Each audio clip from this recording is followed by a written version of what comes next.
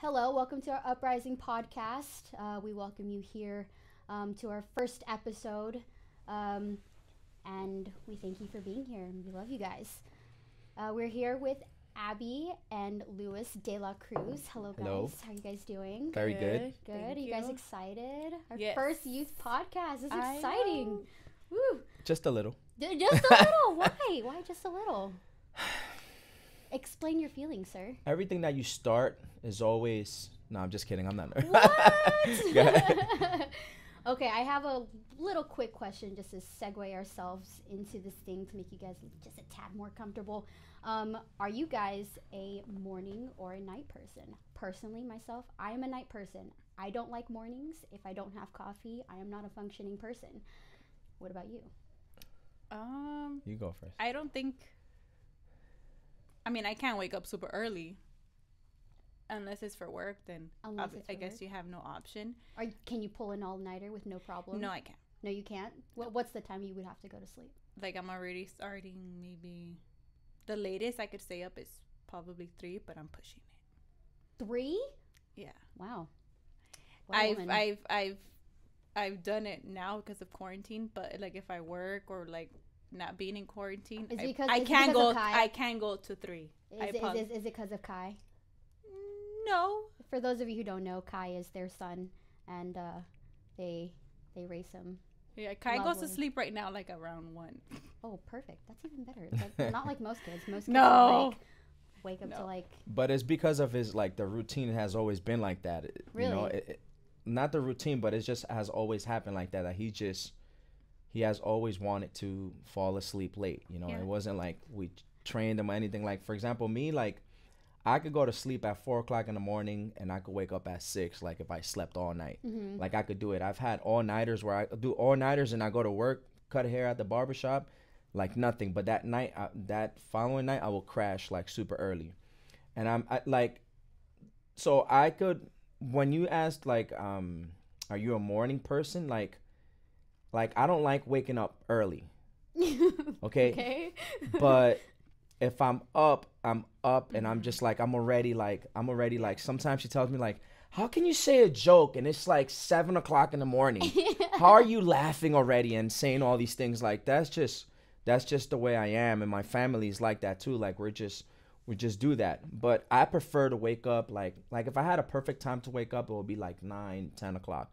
Like that's a perfect That time. seems like a reasonable. Yeah, if you time. wake me up at 7, 6:30, but same thing as my wife. Like I had a job in New York. I was a truck driver, and I had to be at work at 4 o'clock in the morning.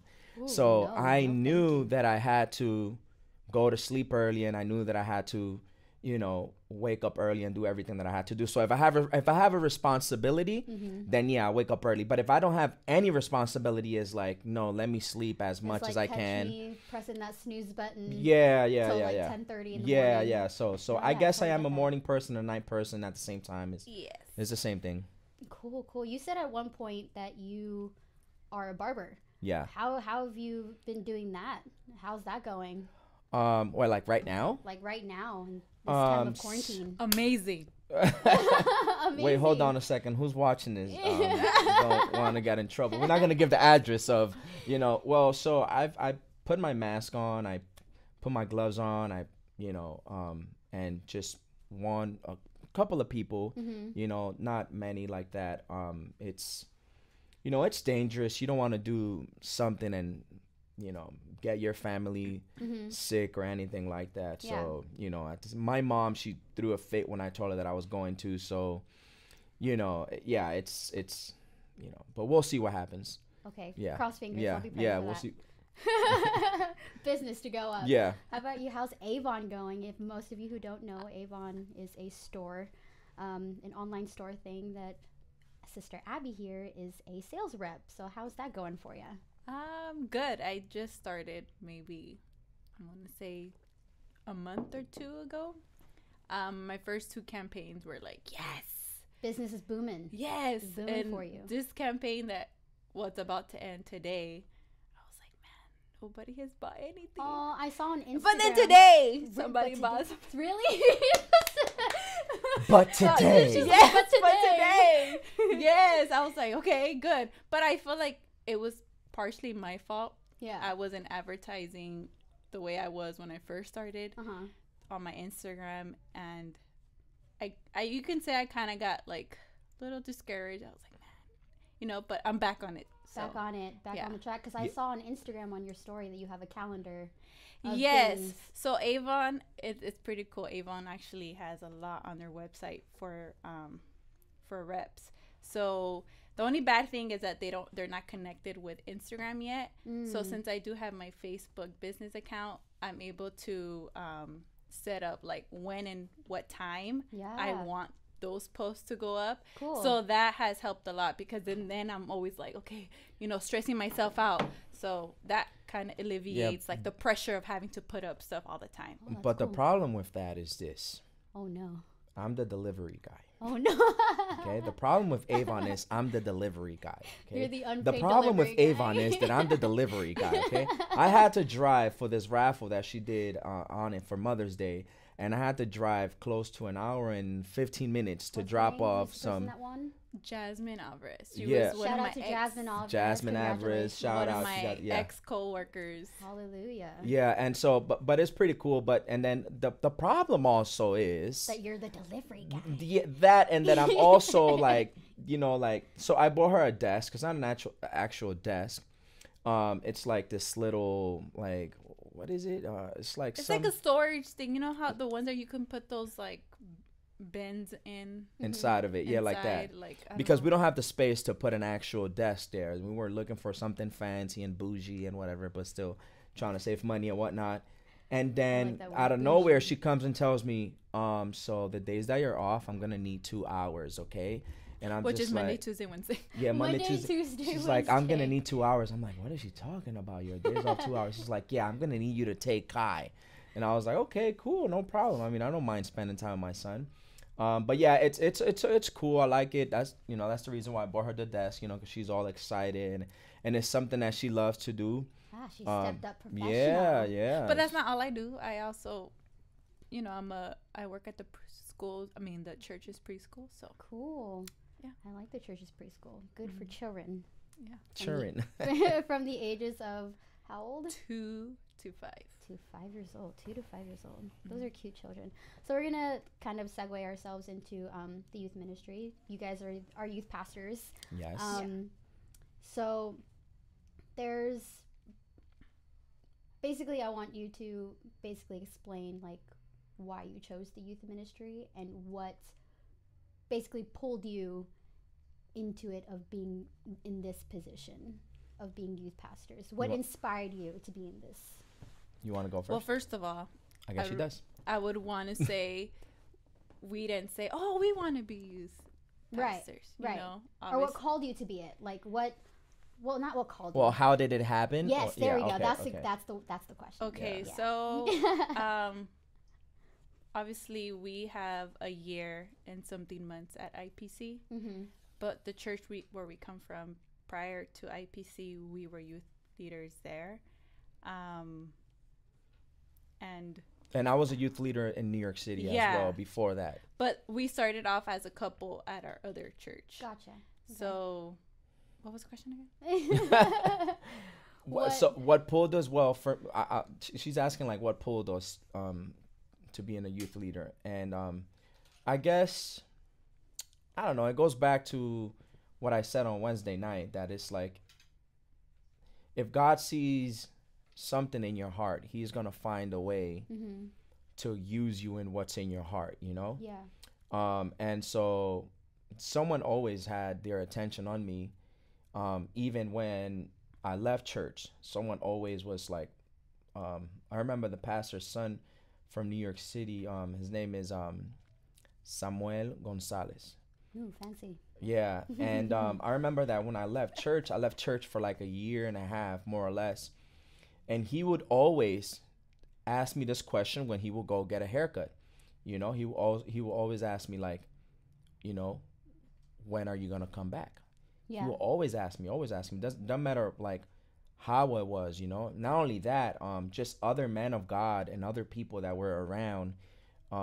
Even when I was in church, because you're in church. While you're in church, you're gonna have trials and tribulations, temptations. You're gonna get Absolutely. upset, get mad, whatever. Without a doubt, yeah. And I always had a man of God. I remember the first time that I cried in front of someone that was like talking to, like I cried in front of a lot of people, but this one particular brother, he was telling me something about not giving up. And as he was telling me this, like tears just started to come out of my eyes, because I was like, wow, this person really cares. Like this person really wants the best for me. Yeah. And that's cool to have in your life. So what Pool does, to being in the youth ministry, actually, I feel that it was God. I think that God said, you know what? I have worked with you. I have had people in your life to help you become who you are today. I want you to do that for other young people. Yeah, basically that's for me. For my wife is different. Like I said, we've been married. It's gonna be 6 years. Yeah, Oh, and so congratulations. I don't Oh have my my ring. I gosh. have it on. I have it on my ring. How long we've been married? You know, I usually take it off and like, okay, let me see. All right, yeah. When did you realize that you were supposed to be in ministry? Pastor Dane actually asked us this in one of the meetings we had with some people that he got us with. So I realized at the age of 8. Okay. Pretty young. Obviously, at that age, you're not thinking, oh, you know, God's calling me. You're just Right. doing whatever the people in charge of the kids ministry was Absolutely. having you do. So at the age of 8 is when I think God was like, okay, this is what you're going to do, which was singing, you know? Singing. Yeah. What so was I going through your mind when you just saw like the youth, well, some like singer or leader or like choir person, and was like, I want to be there. Is that what I didn't strived have you? that. No. I didn't have that. At that age, I didn't have anybody I looked up to Mhm. at my church. It was just, I love to sing, and I would sing specials, believe it or not. But at that time, I would sing specials with like a friend, you know, during kids Ooh, service. Yeah. And then eventually, because you're singing and they're like, oh, she has a nice voice or whatever. Okay, we want you to lead the kid service with these songs. They would So ask you to lead. yeah. That's so cool. So then as I was getting out of like the kids ministry and into the youth, then they would tell me, oh, you lead the youth service. Okay, I lead the youth service. As I started getting older, okay, lead the Sunday morning worship. I was like, whoa. You're like, whoa, wait a minute. Yeah. Let me strive my head around this whole ministry thing. I'm only 8. Yeah. You can't be asking well, me to at do this Sunday. time I was already older. Ah, okay, so okay. when I got into like leading Sunday mornings, and then eventually I became the music worship leader for the youth. Ooh. So, yeah, I Has felt that like at the age. impacted anything in your life as like a young woman? Kind of, sort of, Kind of, maybe? little. A little bit. Yeah. What about you? Is there anything? Is there like a specific moment in time where you realized that ministry was your path and the way to go? So mine is a little bit different than my wife's. I was sitting down in church in the Bronx, and a sister was sitting right next to me, Sister Sonia, and she reaches over and goes, you're gonna be a pastor one day. And I was like, what? Prophecy. I was like, no way. I make too much jokes. I'm a big clown. I didn't see myself doing anything like that. I was just like, no way. And I just looked at her like, you know, I guess she needs more prayer, you know, or something like that. And then another service, Sister Francisca.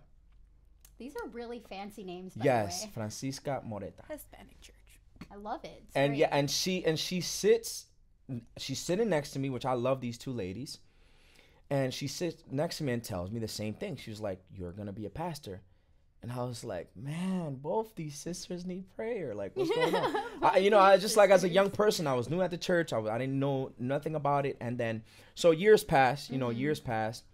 And then ministers and pastors are coming to the church and they're telling me that there's a calling in my life, There's a calling in my life, and I was just like, okay, where do I pick up the phone? Like, who's calling me? Like, I don't know what's going on. Yeah. You know, and then so little by little, you start seeing God open doors, God open doors, God open doors on different avenues, different areas, and then from there, I realized that God was calling me to do something. Not, I don't know if it was necessarily to be a pastor. Like, I don't see myself as a pastor for a church, but we know that's another topic. You know, whatever you think you're gonna be, you know, God is like, shut up, you're gonna do that. Yeah. But I don't see myself as a pastor of a church, like Pastor Butler, like that. But I guess in leadership, yeah, like as a leader in some sort, in some different areas like that.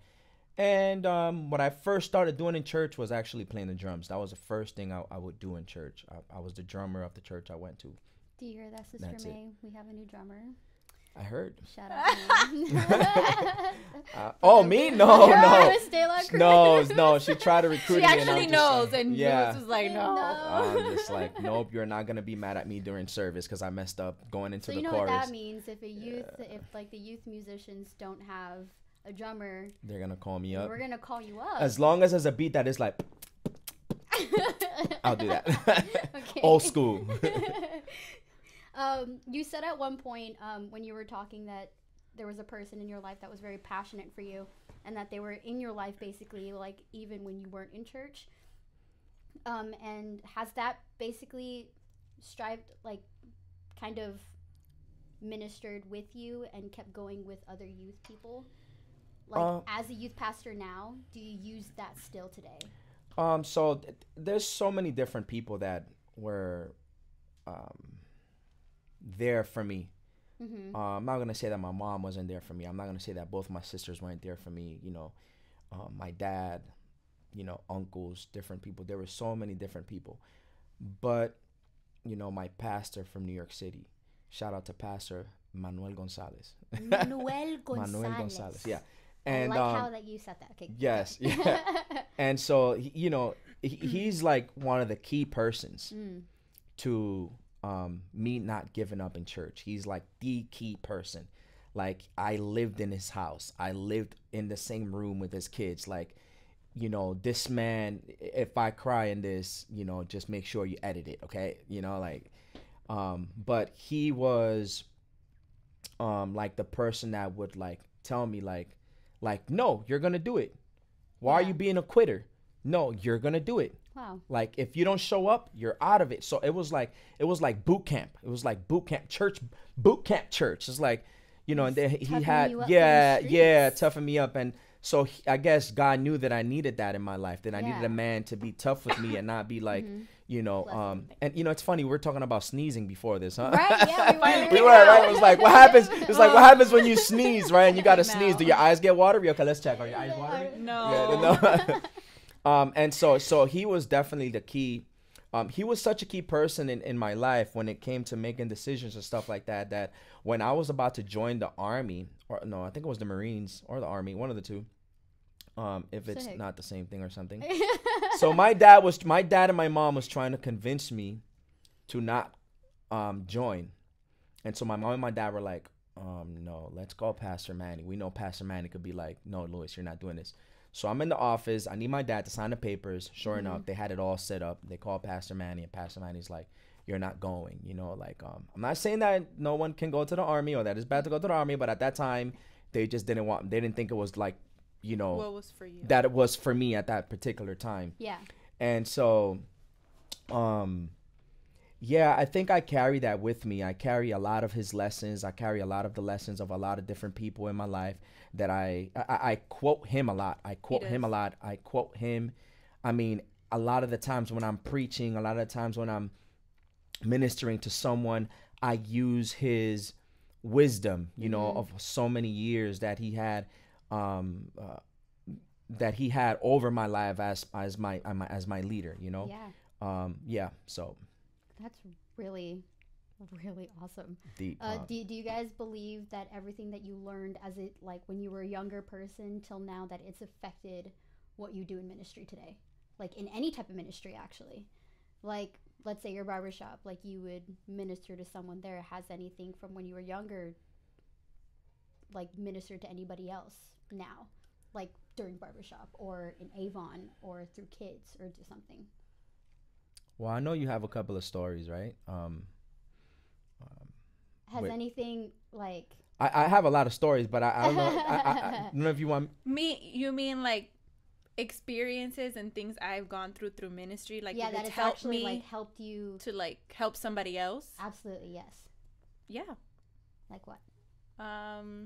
She's like what? Give us a story in time of when something specifically that impacted your life a lot and another person was going through it as well. Like, I'll just give you a scenario. So like, let's say I was going through heartache or something and I couldn't take it. What would be a moment in time of your life that you would let that young person know is like, I went through the same thing as you. Now here's how I took care of it through God. I might cry. That's okay, cry. Cheers. It's great. I don't want to get too much into like detail, but do we have tissues somewhere? Anybody?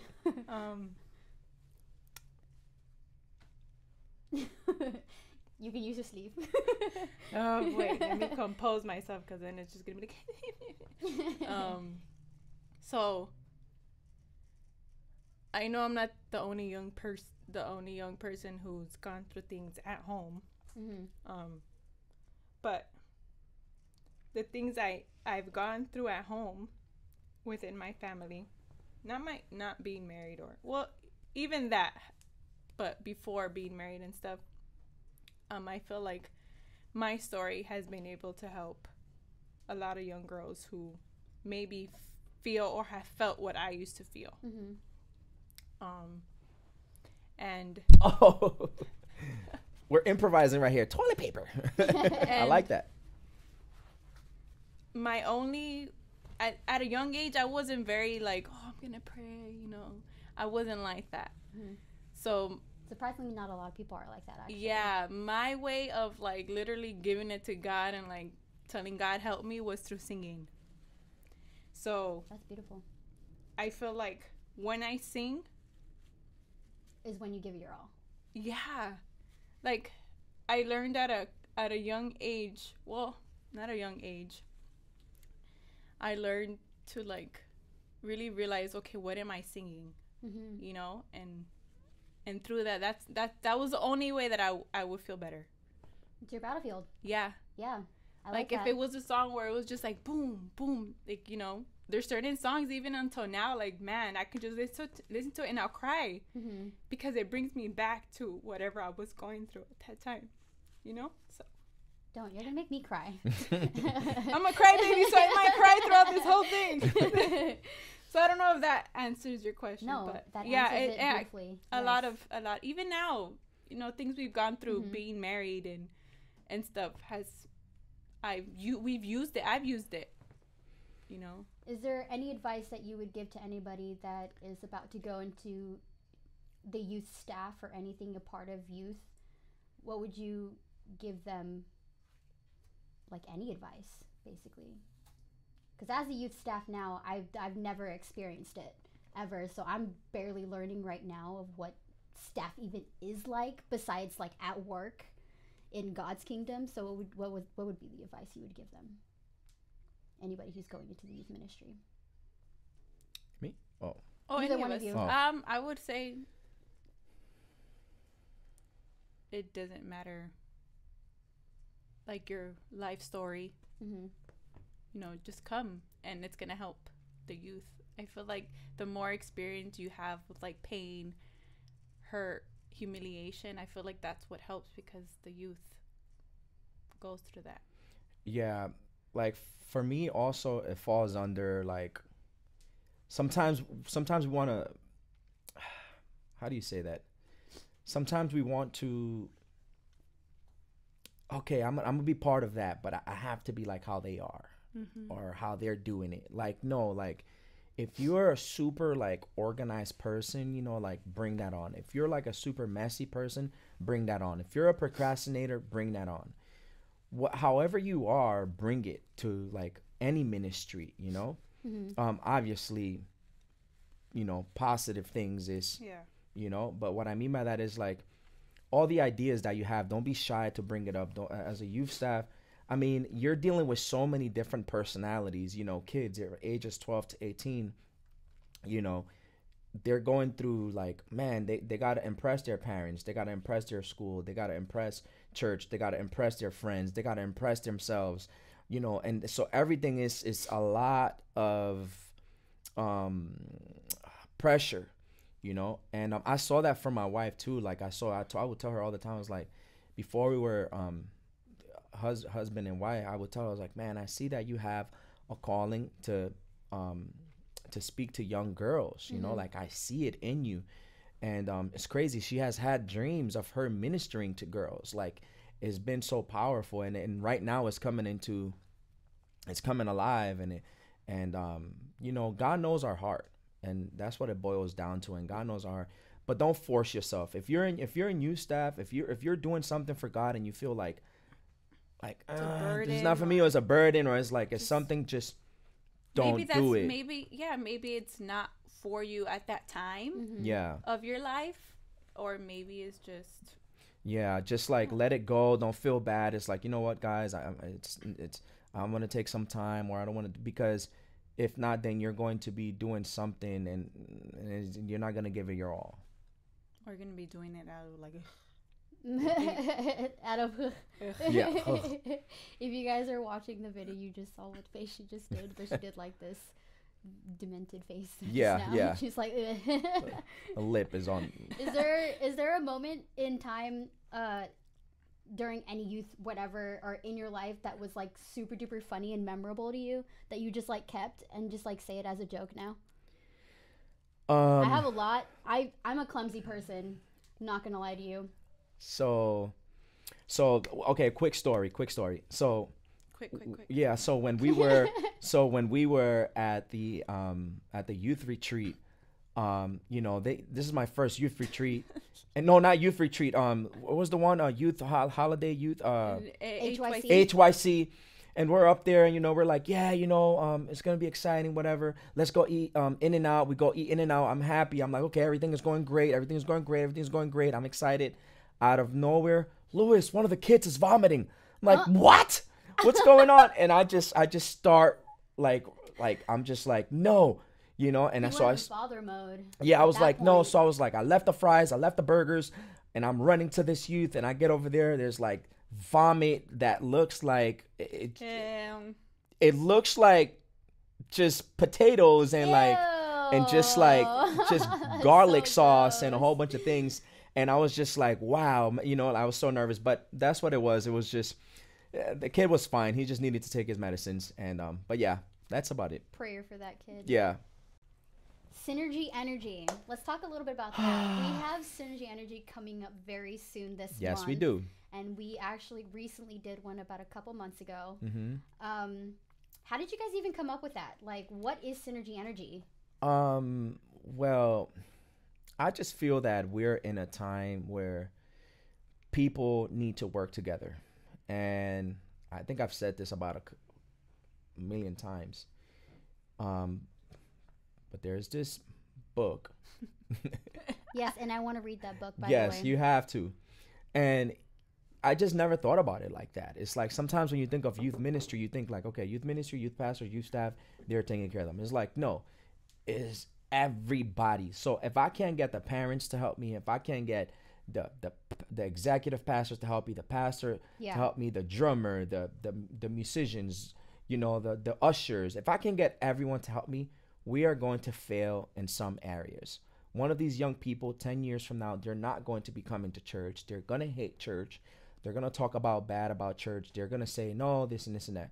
So it takes a lot of people. It takes a lot to get the job done. I don't know if that makes sense. Yeah. So with me, when I thought about synergy, I said, man, you know, I'm reading this book and it says that we need to work together. I said, let me make a service based on that, based on, you know, working together. And it was extremely successful, that service. Amazing. We had close to 300 people. We had an amazing service, the presence of God was felt. Absolutely. It was just beautiful, and It was an awesome time. yeah, It yeah. was. And so, me and my wife were thinking, it was like, what type of service can we have? How should we do it? Believe it or not, a lot of times she's the one telling me, yeah, no, how about this? How about that? And Yeah, because he's very like, oh, let's do this. Very random. Very like, he doesn't. Spontaneous. Yes. Yeah. So I have to like, okay, come back. That's not going to work. Like, okay, Yeah. round one. Yeah. We'll build up to that. Cause so the way I work is, and this lady helped me out a lot, I procrastinate on a lot of little things and a lot of big things. I procrastinate.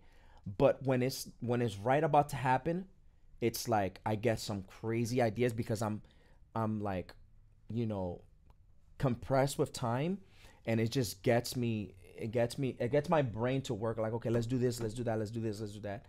And yeah, there's a TED talk about that, about procrastinators, that procrastinators have invented a lot of great things for the world, I'm a class A procrastinator. Yeah, and yeah. Proudly admit that. Yeah, right. I am loud and proud about it. If I can make a T-shirt out of it, right. I procrastinate, but like when it comes to like doing youth events and youth stuff, it's like I can't. She knows she knows we feed off each other, right? Sick. She knows that I'm not good with like dates. Or like, oh, we have to do something that day and this and this. So she does that for me. I can't do that. Me, I'm just like, I'm the one like, I know how to like, okay, we need to do this. It will minister. We need to do this. It's good for whatever. And so like that. That's how you're good at getting things like that they're supposed to be set up. Yeah, like that. But she's more like, remember we have to do this. Remember we have to do that. This date is better like this. No, that's Christmas. No, that's. So me, I'm just like, oh, I'm just like, oh, okay, that's Mother's Day. Oh, my older sister to this day texts me, it's Mom's birthday coming up next week. It's Grandma's birthday. It's so and so. It's not my strength. Yeah. Interesting. But yeah, synergy. He literally just like, babe, I want to do this. Did you just like wake up one morning and be like, yo, literally, yes, we need to do this? Like, and that same day, Celine, that same day, he contacted the worship leader that we had and was just like, and it all, look. For those of you who don't know, I'm Celine. Forgot to mention my name. Celine. It worked out. No, yeah, it was honestly, Synergy Energy, the first service was pretty good service. It was probably one of the best ones I've been a part of. It's gonna be hard to top. Yeah, so right now that's the thing too. We're gonna do Synergy Energy, and it's gonna be an online. It's gonna be quarantine service. Style. Yeah, it's gonna be that style, and I think it's also opening up just new adventures. That's what it is. We're gonna I did a video of me and my son. We went to put gas, and I'm walking with him, and he has his mask on. I have my mask on. Mm-hmm. And I'm just like, I'm going to look back and, I'm going to have to talk to him. Like, why was he wearing that mask? And why did I have my mask on? And I feel like by us doing this service of like synergy and working together, for synergy in these perilous times and coming up with new ideas, it's going to be like, look, we worked together. We stood together and we were successful. We didn't let anything stop us. We still did God's work. And that preaches, Yeah. That preached to me just now. Yeah, that preaches. It does. Preached to me just now. What was your, when you were younger, what was your youth group like when you guys were younger? Is it like, there's a, So my dad was a youth pastor when I was young. So I feel like. That is really cool. Yeah, my dad was youth pastor for a couple years. So at the age when he was youth pastor. Youth pastor? So when he was youth pastor, I was still too young to like meet the qualifications to be a youth. But since he was my dad, I had to go everywhere, So I was always around the youth and everything. Did you also live in New York or? No. I'm from here. She's from here. I'm from Cali. She's from Cali. Born and raised. What's up? Yeah. So I got a lot from when my dad was youth pastor, youth conferences, just everything. As my dad left the youth ministry, and as I stepped in to like being a youth, I felt like I don't know if it's gonna sound bad. I'm just being very honest. No, yeah. Beautiful. I felt like the youth at my time, we didn't have what the youth before us had. Was it a different chemistry or? Yeah, everybody was just, and I was one of them. I had my clique. There was cliques. And at the time when my dad was the youth pastor, there was no cliques. Everybody, the whole youth was. Everybody was one. Yeah. And like, we didn't have that connection my dad had with his youth. Mm-hmm. I didn't have that with my youth pastor. You know, sadly, nowadays there is a bunch of cliques. Yeah. Everybody's clique based. Yeah. There will be a section for people who are loud and rowdy. There will be a section for people who love movies. Yeah. Or and we have worked out that's one of our I know that's something that we've talked about. Yeah, that's breaking that chain. Yeah, that's one of, I haven't seen it much in this church. Mm-hmm. Like I've seen in other churches. Yeah. But at the same time, we still want those that are quiet. Not that they have to be loud, you know, to fit in, or those that are loud to be quiet to fit in with the person that's quiet. No, but for them to love each other, you know, for them to love each other and still appreciate, that's so and so. You know, it's, how are you today? How's everything? Hey, what's up? You know, with the youth that I was growing up, we were literally like we will fight each other. We will fight each other. Yeah. My youth, like, I remember one time, Leon is gonna appreciate this story. His name is Leon Henry, and he was the best man of fancy names. Yeah, he was the name. What is this? He was the best man of my wedding. Hey. And he's Jamaican. You know, Wagwan my yacht. Wagwan, where I come from, Jamaica. Shout out to yeah, so, you know what I mean? And so we eat what do you call it?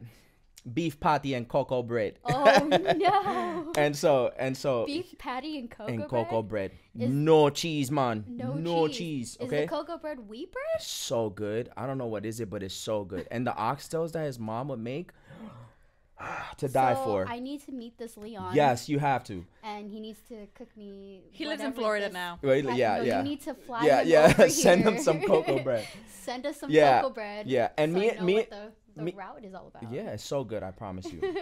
Me and him, we had so many arguments growing up, but we loved each other. Like brotherly. Like I'm talking about siblings. We argued, like, you know. You finna catch these hands. See, that's the difference. That's the difference between a guy and a guy. A guy and a guy is like, you guys could be mad at each other in a few days. No, girls will hold a grudge. No, yes. Yeah. Like, I literally would get down with girls at church Saturday. If some, like, literally, like, it's different with women. Or, like, girls, let alone. Like, you will say one word and you have caused a fire. Yeah. Like look, for example, yeah. Like, we will put oil in that thing and keep be like... Yeah. Like, and I'm not talking to her because of this. Uh-huh. Yeah, we don't like. No, I can't talk to her because she stole my dog when I was 8 years old, Yeah, and you're yeah. like 23 years old. It's like, right how now. do you remember that? You know, like, how do you go back in time? You're know? You're like, what Yeah. even? Like, we're supposed to make up? Nah. She Yeah. took my chocolates when I was this age. And you're like 46 years old Yep. now. Like, get over it. Exactly. And it's super funny how, like, See, girls we hold had grudges these days. like, so funny. we would have arguments, like, I'm telling you, like, even like when we would practice music, like the youth was like the one that were in the music ministry. Word. And we would have arguments. We would like just, because he was a piano player. You gotta say that. Yeah, Leon was the piano player. I was the drummer at the I thought time. you said pinup player. I was like, what? No, is piano that? player. And so everyone, all of us, we will argue, but mess with one of us, oh, the whole gang is coming through. I promise you, are you talking about a church jumping you with the hands? We would do it. We would hit you. We did not, you know, I can totally there was that, just like a crowd of armies. Yeah. Just like with a Jesus cross on Yeah, their we don't shirt. play that. There was this guy, Like, Angel. Put him up. This youth, his name is Angel. Is it Angel or Angel? Angel. And he got out of church and he was taking a train station. This is 174th Street and Boston Road. with Sunday Boulevard right there. Everything is crossed, and the church was right next to the train station. The So specificities you of would the be like, streets. El nombre de Dios es poderoso, es tremendo. And I don't know, over here, the train passing by the church like that in the middle of the service, in the middle of the worship. Anyways, he leaves church. Church is over, and he's in the train station. And we look up like this, and somebody is trying to rob him. Like right after church, somebody's trying to rob him. Guess who's the first person running up there? Pastor's wife. She's running up there, you know, and we're ready to get down. You know, I'm talking about Abigail. I'm talking about Sammy. I'm talking about Leon. Who else? Just everyone. Yeah, we were going down, and we went up there, and we just trying to like figure out what's going on. And The pastor's wife was trying to throw hands. she was the one holding them down. Okay. Mind you, everybody in New York is gangster. Yeah, we're just like, we're trying to hold them down. We're grabbing them while we're trying to like scuffle and figure out everything. I look at the kid, and I knew the kid, and I was like, wait, hold on, I know him.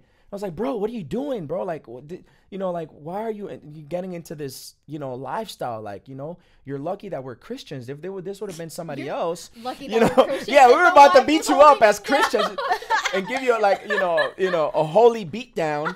But yeah, so our youth group was like that. We argue, we fall, we have great overnight prayers. You guys were really family. Yeah, we were really family. It was really tight niche, like a really tight niche. I mean, we did so much for each other.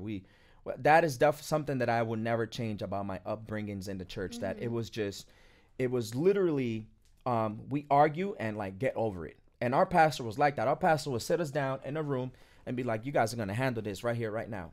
And if you were saying something wrong, my pastor would be like, Sst. And I oop. He'd be like, Sst. No, you're not going to do that. And so that was my youth, how it was. That's why when people tell me, it was like, oh, you know, you got it easy. Oh, it's hard for you. These youth are hard. I was like, listen, the youth in the Bronx. It's like back in yeah, my day. the youth in the Bronx was specifically over there. Well, my youth group was actually in between. So like we would be actually very, very clique based. But if someone tries to come up to us and, you know, try to throw hands or something or be rude. Yeah. I don't mean like the youth or the hyphen, like not just them, the whole church. Church. Cop up. Yeah. They'll be like coming up. The old ladies will hold them down with their purses because, you know, the church ladies and their purses are very, very heavy. I am not going to lie to you. Full of candy. I'm either full of candy, their Those bathroom, huge Bibles, their kitchen, their huge Bibles.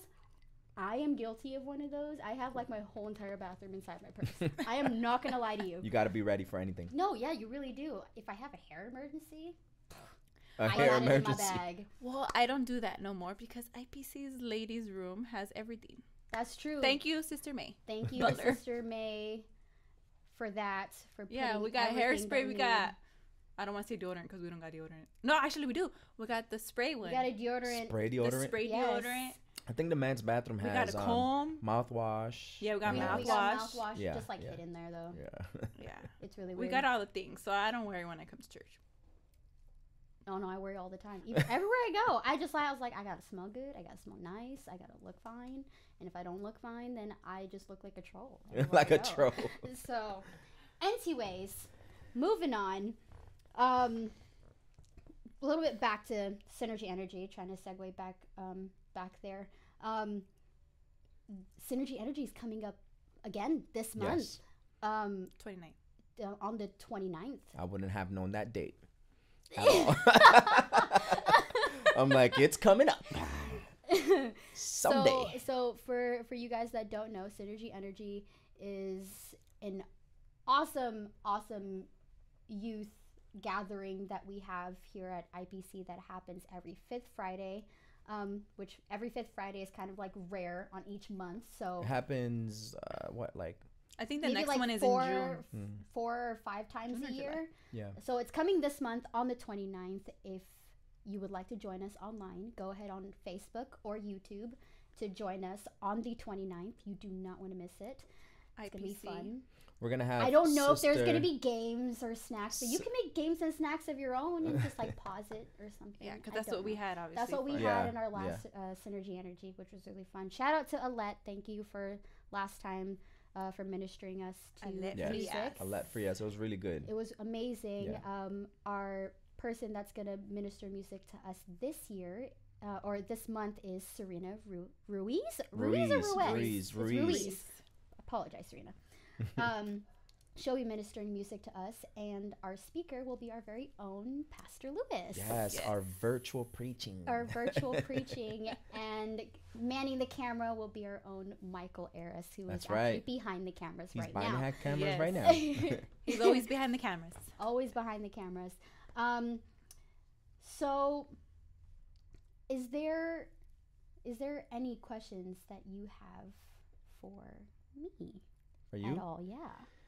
I don't want to be just the person asking the questions. Well, you are part of our youth staff. Yeah. Youth staff? Youth staff. Youth staff. I am. I don't have a list, but I don't know why I'm listening. Your mouth is juicy. It is pretty hot in here. That's why you see these cups are like actually, sweating. We don't have the air on. Yeah. And the condensation on this cup that we have is strong. So how do you how do you feel being in youth ministry? Obviously, because you've been in youth ministry even before we started as youth pastors here at APC. So what made you want to join? Honestly, not only just to gain the experience, but I have a love for helping people. I have a love for serving people. And when it comes, I know what it's like to be a young kid, like from being in elementary school to growing up into high school. Like, I know what it's like to struggle with a lot of the things that roam around in children's heads these days, especially as teens, because believe it or not, teens these days go through way different stuff than a lot of adults do. Mm-hmm. And they're barely learning how to be an adult and how to handle it. Yeah. So when I joined, I wanted to be kind of like a lenient kind of stone for them to like say, hey, maybe I can go up to this person and talk to them about it. Maybe they can pray with me about it. So when I joined, I was like, you know what? I'm not joining for me. I'm going to have that kingdom mindset and just go in and just do it. Yeah. Because in a dream, I knew that I was going to be a part of a staff, but I didn't know what staff. And I just... Moses staff. Moses staff. And I was like, you know what? If this is where God wants me to be right now in this time, then I will go ahead and do it. What I would ask you is this. How far would you go to keep information that a young person tells you?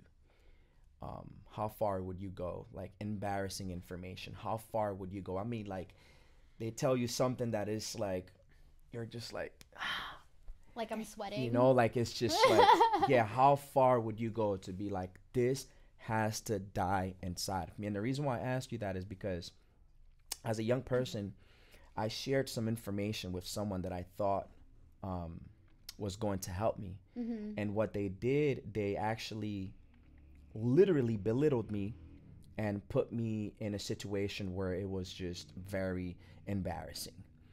And my pastor pulls me aside and says, Lewis, next time, this is how you go about this. Okay? Mm-hmm. And I was like, wow, thank you. He goes, not everyone that goes to church, okay, wants to help you. Mm-hmm. Okay? Not everyone that goes to church wants to help you. And that's very true. So as a youth staff, when you are dealing with kids that, I mean, you don't have no idea the thoughts that is in their mind. It could be, you know, low self-esteem, suicidal thoughts. It could be, you know, I'm not worth it. I don't look nice. I don't have clothes for mm-hmm. this Sunday. You know, look how pretty she looks. Yeah. You know, how far would you go to keep a secret from a youth to help them out? And it's not necessarily like keep a secret from another person. No. Like keep it secret what they're telling you. Like, hey, Celine, I'm going through this. Help me out. Well, but keep it between me and you. I more think of it as it's not mine to tell. Mm. So when a young person comes up to me and tells me something specific and entrusts me with that type of information, I would keep it between me, that person, and God, because that should stay between me and that person and God. So I don't want it to go to an extent where like oh, I want to be the problem fixer, so let me go to this person and that person and pastor, because it can never be resolved in that way. It'll just cause more issues. Yeah, because the best way, like if you want to share the information, is to talk from in my it's like, look, thank you for telling me this information. If it's something like very like if it's like too, extreme, like too extreme, then yeah, as a person of the youth staff, I would want to protect my spirituality, obviously, and I would take it to I would first pray about it first to see if I should take it. No, but what I'm trying to tell you is this: like, you talk to the young person that gave you the information. This is how I would do it. And you tell them, look, I would like to continue to help you, and I want you to take the decision. Okay, I want us to share this information with someone else. That it's gonna help you. Okay, it's gonna help you if we take this information, and I want you to, be aware that this is all for your good. This is they're not gonna harm you just as much as you're entrusting me with this information. Let's bring another person that's going to help us even more how to deal with this and how to put it into, into God's hands even more. And that's how I'll do it, because if you go behind a young person that told you, and you go and tell someone else, that young person's gonna say, you know what? I told so and so this, and she went and this and out this. So it creates this distrust. It's sort of like counseling. When me and my wife took counseling. When you're counseling someone, it's like, look, whatever they tell you in that office, that's it. It stays in that office. That's right. That's true. And I think that's one of the most important things with young people, as if you're gonna build them up, you also have to build the trust. Absolutely. That's very true. That's it. That's all the questions I have. Trust is very, very, very, very important. Well, first and foremost, I wanted to thank you guys for joining me in our first podcast. You guys are absolutely the greatest candidate for the first podcast. Is there anything that you would like to say, last words, before we close this out? I'm a rapper. You're a rapper? Is that what you aspire to be? No. Is to be a rapper? For those of you who don't know, Brother Lewis actually looks like, we were talking about earlier, he looks like Will Smith, and he could be his doppelganger. And I can't say that word, jokes, but the twin. Like, he does like the most funniest things that literally is anything towards Will Smith. Yeah, and it's super duper funny. It's crazy. I get it so many times. I'm immune to it. And I tell people, I'm like, look, I don't want to just look like him. I want to have his bank account. Can I have his bank account, please? Yeah. Oh my goodness. Anything you would like to say to the younger peoples? Well, I'm thankful that you guys brought us in, and that this idea came into fruition. We had a youth meeting, a Zoom meeting, to be very with specific, all the youth staff, to quarantine. So that we could, come up with more ideas, and my final words, I guess, for this podcast is to say that, we love you guys, we appreciate you, and behind the scenes, Brother Michael, Sister Rachel, Sister Jenny, Celine, Priscilla, Sister Barbara, my wife, Pastor Dane, Sister May. There's a lot of people that are investing time with ideas and coming up with different, programs and stuff, so that you could be successful in the gospel, so that you could be successful in life. Yeah. And we love you guys. We appreciate you. I don't even know where to talk to. We miss you guys. Yeah, we miss you guys. We miss laughing and stuff. Like I told the other day, Leah was with Soleil and Melanie, and they were talking to each other FaceTime, and I was Shout out to Soleil and Melanie. Melanie and Leah. And so I was like, hey guys, I can't wait to, see you guys again and say my corny jokes, and you guys look at me like, with a blank expression. Like, what is he saying? That's like 1990s, bro. Like, what are you talking about? Or 80s, or 80s, yeah. We absolutely miss you, Uprising, and yes, we can't wait do. to give you all the hugs and the love in the world, in person. If you guys have any topics or anything at all that you want us to talk about in our next segment, on the next podcast, just let us know. You can follow us on Spotify, Uprising Podcast, and follow us on our YouTube page. We'll be all on the link below. That's all right. We love you guys very, very much, and we can't wait to talk to you guys later. Bye. Bye. Peace out.